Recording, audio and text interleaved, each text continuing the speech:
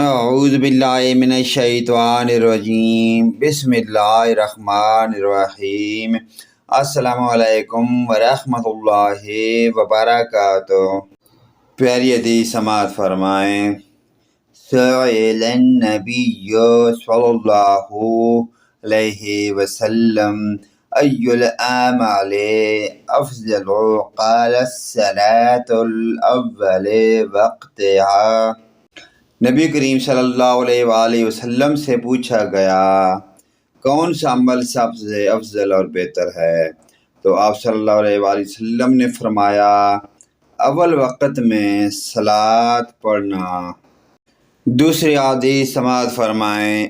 المسلم هو المسلم لا يظلمه ولا يخذله ولا يحقره۔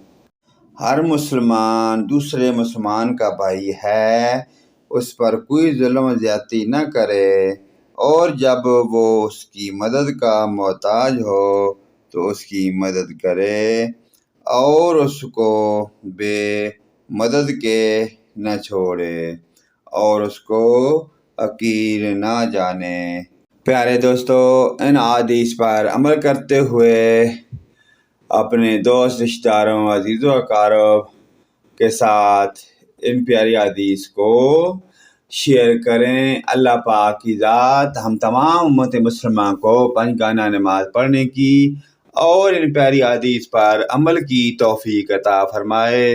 ویڈیو اچھی لگے لائک، کمنٹ اور شیئر لازمی کریں۔ آمین ثم آمین یا رب العالمین۔